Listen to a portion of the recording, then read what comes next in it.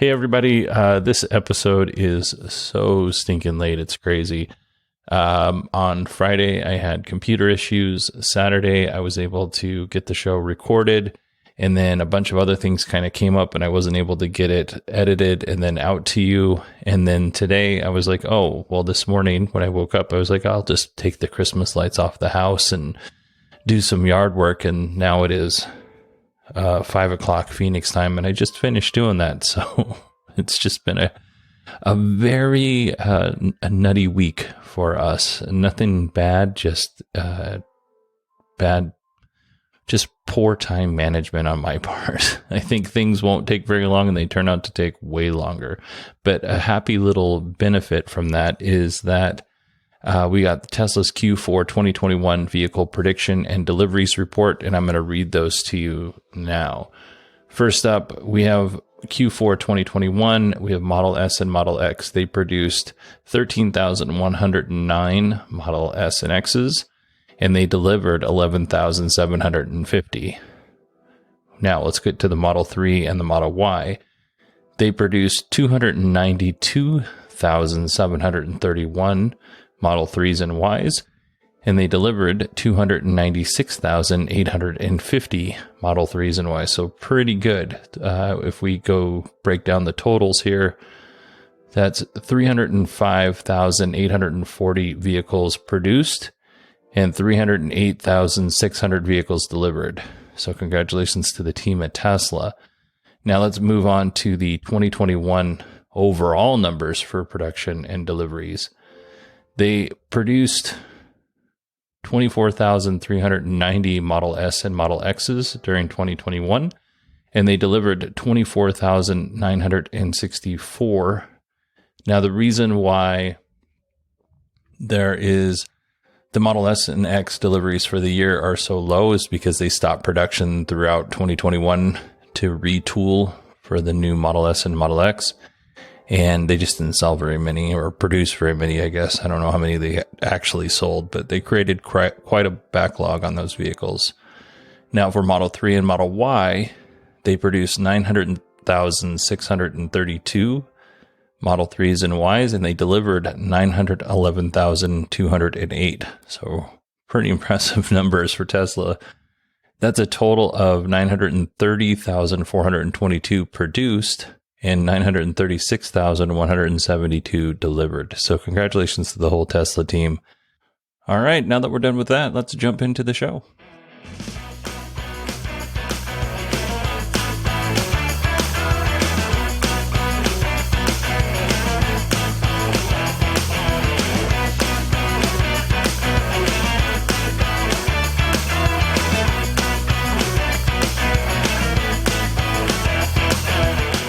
Hello, everyone, and welcome to Kilowatt. My name is Bodie, and I am your host, and I am still having a decent amount of computer issues. Even though Apple has replaced a bunch of parts inside my computer, I'm still having problems. Like, it was almost unusable yesterday. And then this morning, just fine. Right now, I'm using Logic. I've got Safari up. Everything seems to be clicking around just fine. No fans kicking on, no overheating. Yesterday, I was just reading news on Safari. Just reading news articles for this show, and the fan was going like crazy, and it was heating up, and it was going really slow. So I don't know what's going on with it, but after I record this, I'm taking it down to the Apple Store again. So we'll see what happens. Having said that, let's go ahead and get through this real quick. Ford dealers are taking advantage of the demand for the F-150 Lightning. Some Ford dealers are marking up the new EV by as much as $30,000. So if the starting price, let's just say the MSRP is $50,000, they are charging $80,000 for this vehicle, which is shameful. Now, Ford dealers aren't the only ones guilty of this. There are some Mercedes dealerships that are marking up the EQS EV by about the same amount. It seems to be $30,000 seems to be the magic number for dealerships to add on to these vehicles that are in low supply but high demand. So good on you, dealerships, for taking advantage of an already tricky situation. I have a word for you, but I'm not going to say it out here because it's a family-friendly show. Just think about it. It starts with a D. Anyway, Korean Economic Daily and Business Korea are two publications that I cannot put down. I'm constantly reading these two publications. They are reporting that Hyundai is halting development on their internal combustion engines and moving their focus to electric vehicles, which we can all agree is a really good thing. Nothing has been officially confirmed by Hyundai, but just because they're halting development in internal combustion engines, this does not mean they're not going to continue putting internal combustion engines in their vehicles. They're just not going to further develop that technology. At this point in time in automotive history, the internal combustion engine is pretty mature. So what I'm saying is don't read too much into that. Next story, Goodyear Tire is launching a new tire optimized for EVs. So EVs are typically heavier than ICE vehicles and they have quite a bit more torque. So the chemistry and compounds that they use in the tires needs to be specifically designed for EVs. Another cool thing about these tires is that Goodyear has recognized that because there's not a motor, the car is quite a bit quieter. So road noise makes a significant difference. So they've designed these tires to be quieter than the average tire, which is really cool. And I'm not exactly sure how they do that, but I'm glad that they can. And then the tires, this is kind of funny. In their press release, it says that the tires will be available in 2022. And they specifically mentioned in the press release that they would be compatible with the Model 3s and the Model Ys. So, which is funny. They didn't mention any other electric vehicle out there, just Model 3 and Model Y. All right, here we're coming up on our last EV story before we get into the Tesla news. The 2022 Kia Niro electric vehicle has received a Consumer Reports reliability score of 95. According to Consumer Reports rankings, that places the car at number 1 out of 40 different EVs, which is pretty cool. On top of being number 1 for all EVs, it's also number 2 out of all of the vehicles that they tested. So that's pretty cool for the Kia Niro and the whole team that works on that car. If you don't know, the Niro EV is the sibling to the Hyundai Kona EV. Not sure why I said that so weird. Anyway, I don't do a very good job of covering the Kia Niro. Normally, I'll talk about the Hyundai Kona, and I just figure, that's good enough. But in reality, I should really talk about this car more often. I'm a big fan of the Niro and the Kona, so I need to step up my game. But for those who don't know anything about this car, let's run through the specs real quick. 201 horsepower, 0 to 60 in 6.2 seconds, which is still pretty speedy. That's faster than the Kona EV or the Chevy Bolt. It has a range of around 240 miles. It has a really beautiful interior with heated seats. It's got a 7-inch driver display where the instrument cluster is, and then a 10.3-inch touchscreen infotainment system. But it still has those tactile buttons and knobs just in case that's important to you. It comes with Apple CarPlay and Android Auto. And then the warranty is really good. And I believe the warranty is the same on the Kona and the Niro, but it's 5-year, 60,000 mile limited warranty. And then a 10-year, 100,000 mile powertrain warranty, which is pretty fantastic. If you'll indulge me, let's talk about New Year's resolutions real quick. If your New Year's resolution is to never listen to ads again, go to patreon.com/kilowatt and pledge at least $1 and you will get a feed to this show that has no ads on it whatsoever.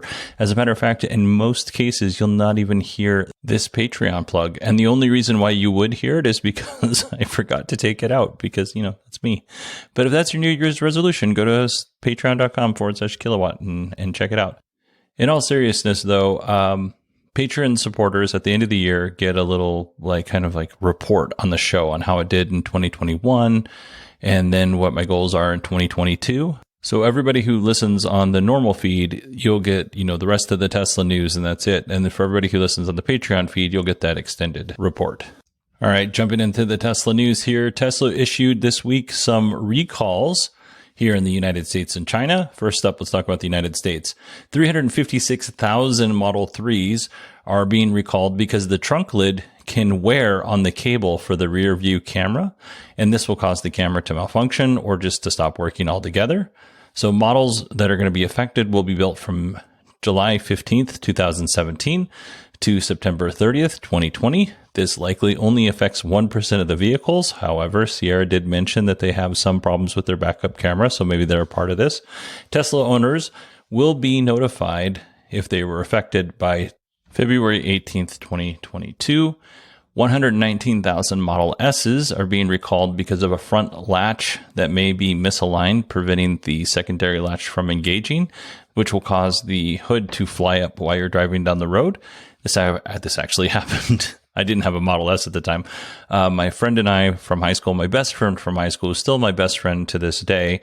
We actually live in Arizona together, although we don't see each other very often, but we do live in the same state and the same county.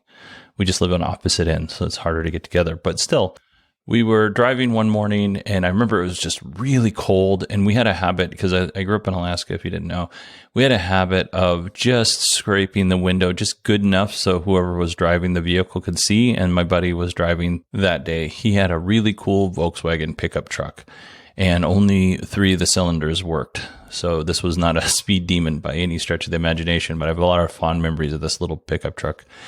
Anyway, we were driving and the roads were icy and it was really cold and we didn't do a good job scraping the windows. And we were approaching this really tight corner. Like cars at this one particular corner would go off the road all the time because of the ice and just how tight this turn was. Anyway, as we're approaching it, the hood flies up and breaks the windshield on the truck. And we were able to stop and everything was fine and we were safe and everything. But it was just like, that's the only time in my life that that's ever happened. And it is cemented in my brain to double check if I've ever had the hood of any vehicle open to make sure that that is completely closed. So I totally understand why you would want that secondary latch to engage. All right, enough of my nonsense. Let's move on to the recalls in China. Just short of 180,000 Model 3s and around 20,000 Model S's are being recalled for what China is calling security risks.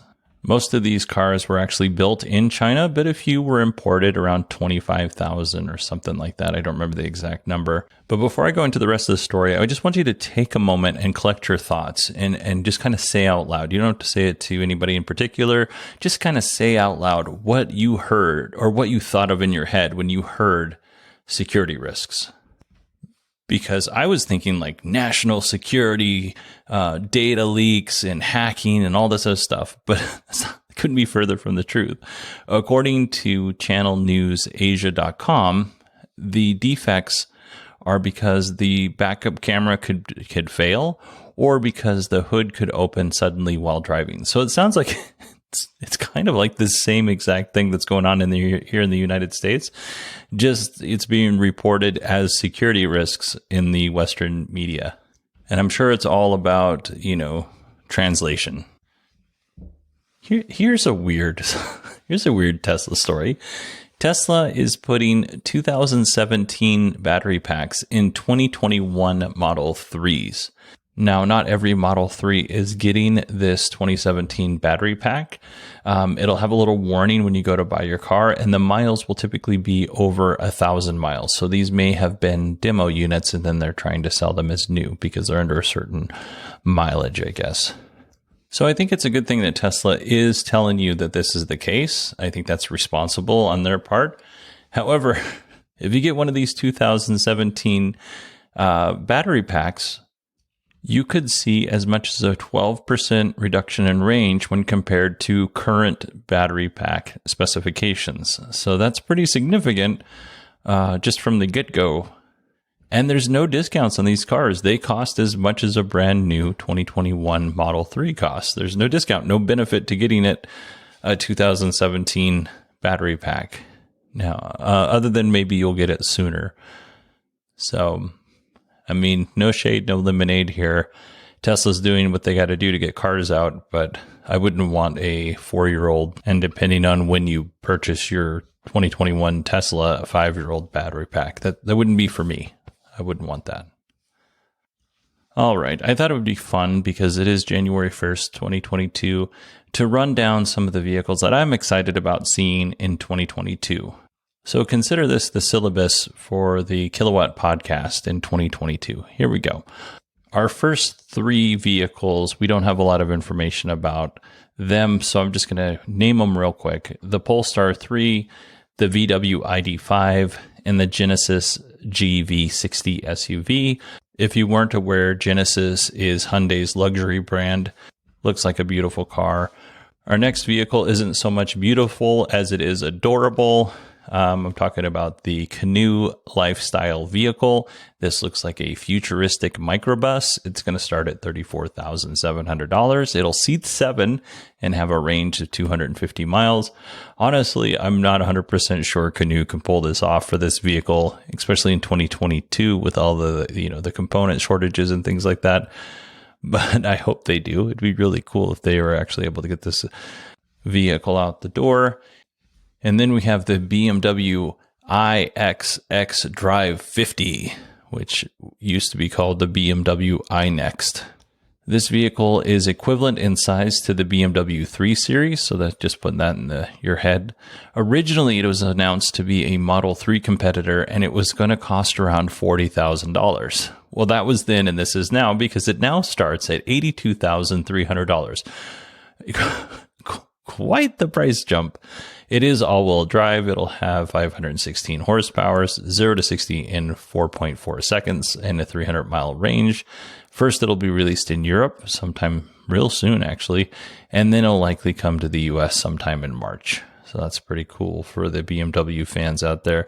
I just don't know how you announce at some point you're going to start a car at $40,000, and then it jumps up to $82,000. It's quite the leap. Then they got the Cadillac Lyriq. This will be the first EV to use GM's new BEV3 platform. The Lyriq features a beautiful 3-foot touchscreen display. It flows from the instrument cluster to the infotainment system. It looks really nice. It still offers real buttons and knobs for people who want that tactile experience over the touchscreen. It'll start at $58,795. There's an all-wheel drive option, 340 horsepower, and 300 miles of range. Deliveries on this vehicle will begin the first half of 2022. And then we have the Fisker Ocean. Heinrich Fisker, the CEO and founder of Fisker Motors, has had several bites of the apple when it comes to making an EV. And I'm not saying his previous attempts were failures, but they weren't commercially successful, let's put it that way. But the Ocean, that's a little bit of a different creature. The Ocean is beautiful. It's an SUV that will compete with the Model Y. It'll start at $37,499. Initially, it will be front-wheel drive, but they will have an all-wheel drive variant. 250-mile range, and again, start at $37,499. I only repeat that because prices just seem to be going up and up and up for a variety of different reasons. And we've talked about a lot of those reasons a lot on this show, so I'm not going to go into them now. But I really think that this car is probably in reality going to start around $45,000, if not $50,000. But we'll see what happens when it finally gets released. Next up, we have the Kia EV6. This is the sister car to one of my favorite electric vehicles. You know what? I shouldn't say my favorite electric vehicle because I've never actually driven an Ioniq 5. I have a crush on the Ioniq 5. This is the sister car to the Ioniq 5. It'll have up to 310-mile range. It's expected to start around $45,000, and it is getting rave reviews. I did go to Kia's EV6 page to get some specs, and all I got was a blank white screen. So I don't have anything else for you on this car. However, it is getting a lot of really good reviews out there from automotive reviewers, so that's cool. And finally, we have the Nissan Ariya crossover.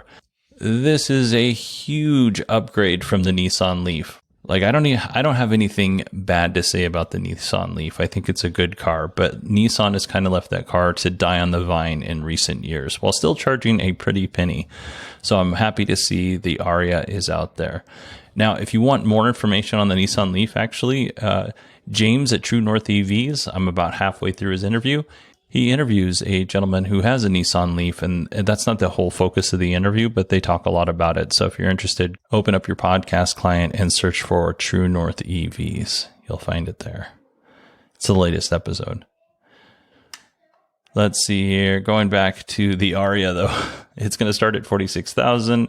It'll have between 265 and to 300 miles range, all-wheel drive option, and it's coming fall of 2022. So these are the vehicles that I'm really looking forward to talking about in 2022. If you have a favorite vehicle that I didn't mention, feel free to email me, Bodie, BODIE at 918digital, or hit me up on Twitter at 918digital. And I will say that I skipped over a lot of cars that I'm excited about, like the F-150 Lightning, simply because I talk about those cars more often than the vehicles I just listed to you. So, all right, everybody, that is it for me. I did mention earlier that my email address is Bodie, BODIE at 918digital.com. You can find me at 918digital on Twitter. I hope you all had a wonderful and safe New Year's Eve.